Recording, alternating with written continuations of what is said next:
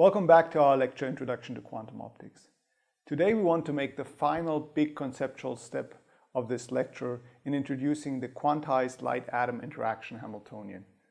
In the last classes we've discussed the quantized radiation field Hamiltonian, and previously we had discussed how a classical field interacts with a quantized atom, but today we want to make a big step in looking how a quantized atom interacts with a quantized field. So let's get started.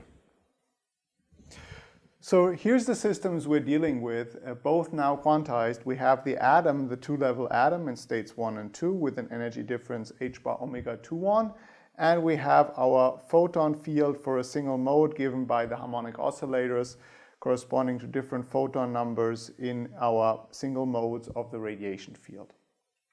So we have the atomic Hamiltonian, we have the radiation field Hamiltonian, and now we're going to look at what this interaction field Hamiltonian looks like between the quantized field and the quantized atom. So let's go back for a second to the atomic case and let's look at the atomic Hamiltonian. That's just given by h bar omega 2-1 times this projector onto the state 2. And now let me introduce a kind of atomic ladder operator that will simplify our notation and make it very analogous to what we have for the radiation field mode. So let me introduce a ladder operator which can create an atomic excitation. So we take an atom from state 1 and bring it into state 2, or we destroy an atomic excitation, let's call this operator sigma, where we take an atom from state 2 and bring it into state 1. Okay, and of course, as you can see, if we would just now write this atomic Hamiltonian using these ladder operators, we would write it as sigma dagger sigma, where this would kind of count the atomic degree of excitation. You know, are we in an excited state or are we in the ground state? If we're in an excited state, it gives us 1. If we're in the ground state, it gives us 0. All right, so that's the atomic Hamiltonian that we just discussed.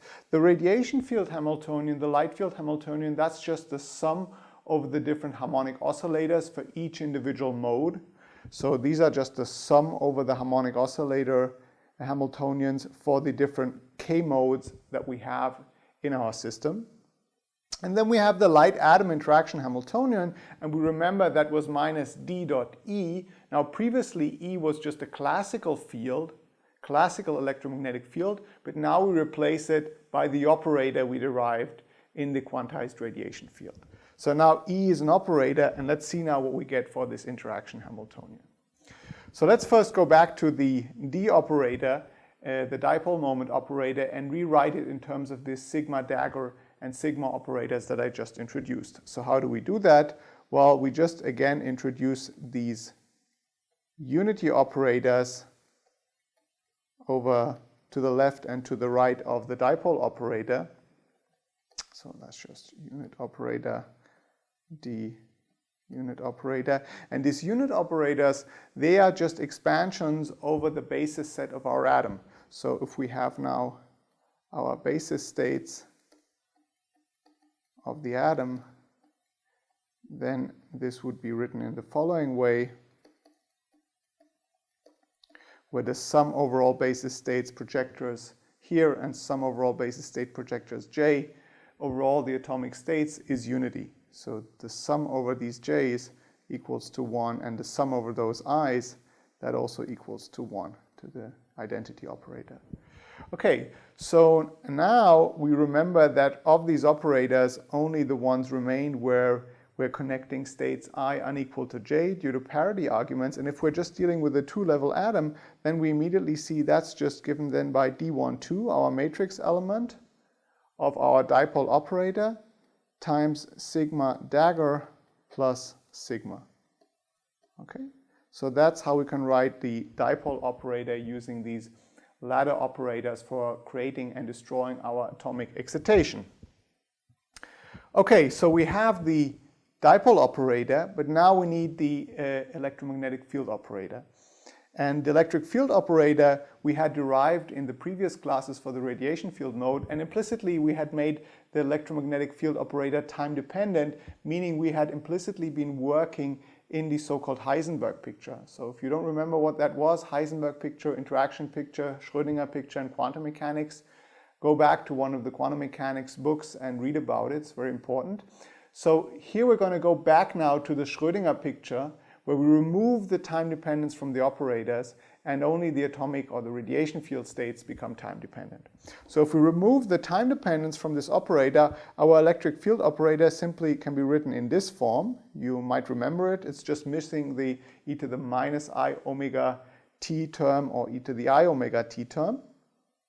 And now we're in the Schrödinger picture and we have this time independent operator for the electric field.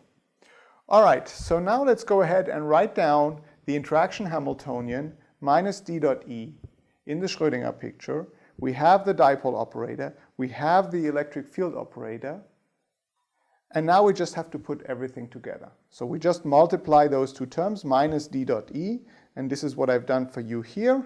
And I've introduced this coupling constant gk to avoid writing out this complex term with the square root all the time. So this is just h bar gk times ak e to the ikr plus ak dagger e to the minus ikr times sigma dagger plus sigma. All right, so let's take a look at these terms that arise when we multiply this out. So let's simplify the Hamiltonian again. Let's fix the position of our atom at the origin of our coordinate system. So r is equal to 0. So we drop the phase factors e to the ikr, and we can write it in even simpler form. So we have this product here, and we multiply this out, and this gives us several processes that we have to look at and judge their relative importance to each other. Okay, so what is this? This is a process where we create an atomic excitation and simultaneously create a photon in that mode. So we create an atomic excitation. So we take the atom from the ground state to the excited state, and we create a photon. The bottom process is the opposite. Here we destroy an atomic excitation and destroy a photon. So we destroy atomic excitation and destroy a photon. And the middle processes are processes where we create an atomic excitation. We go from the ground state to the excited state, and simultaneously we destroy a photon. That's simple absorption. So this is just absorption of a photon plus creation of an atomic excitation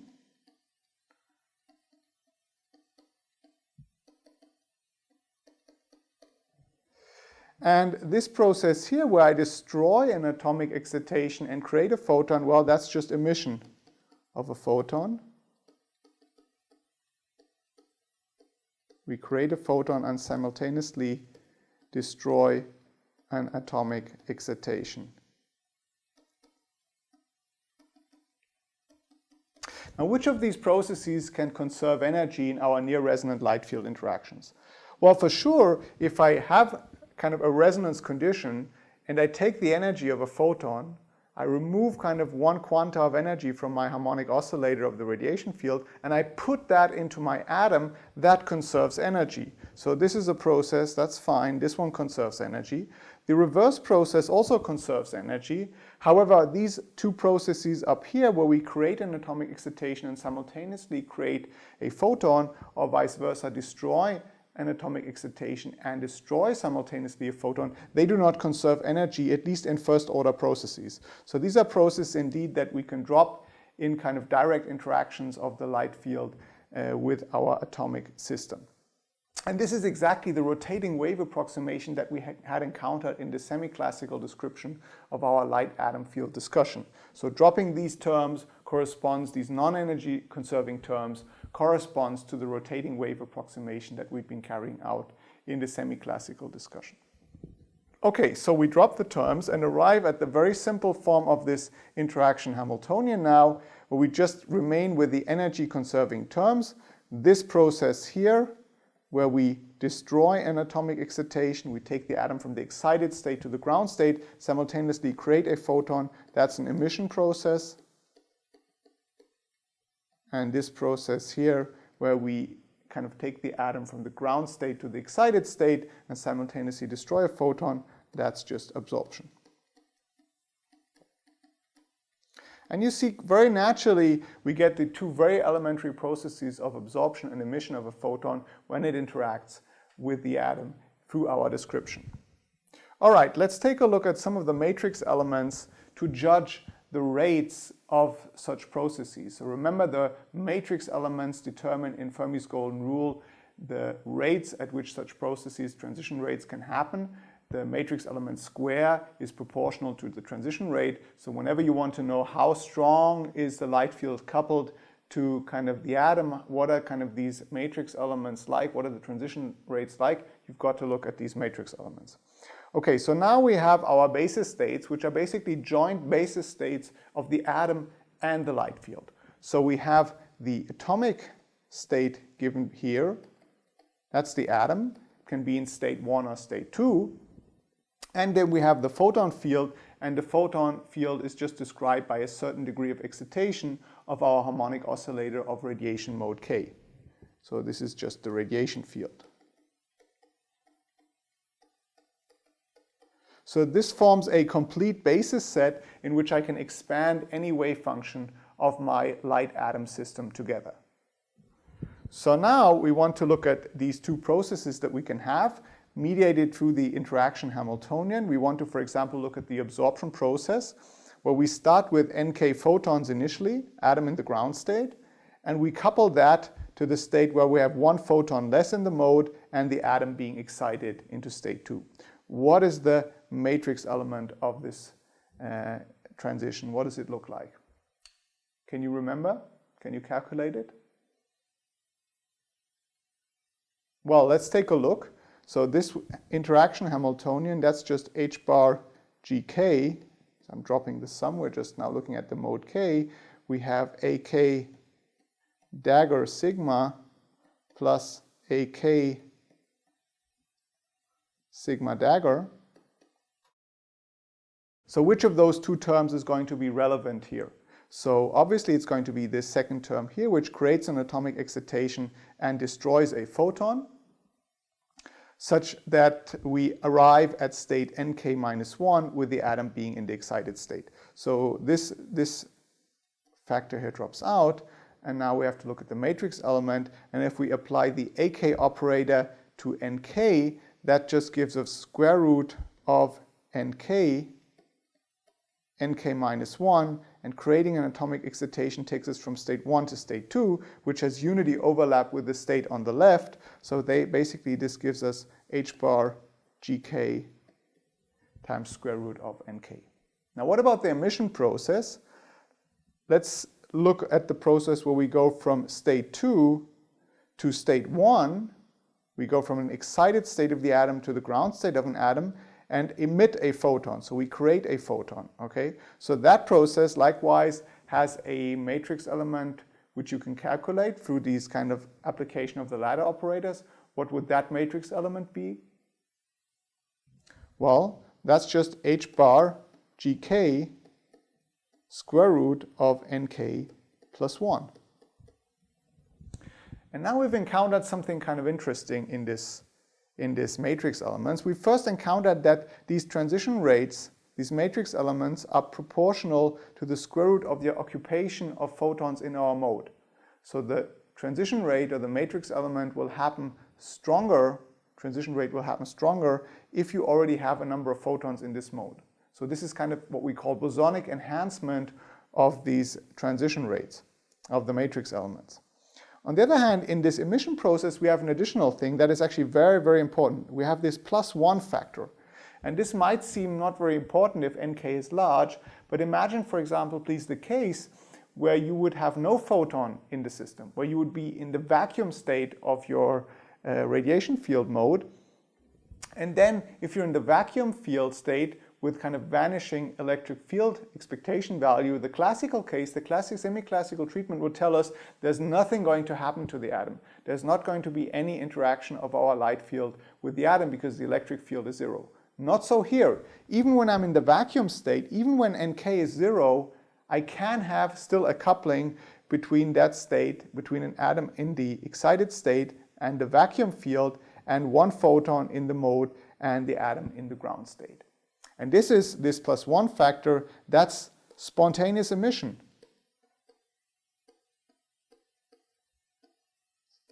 So that's spontaneous emission triggered by the vacuum field fluctuations of our radiation field. So we can think of the atom when it's in the excited state, that the vacuum field fluctuations actually trigger a stimulated emission process such that the atom makes a transition from the excited state into the ground state.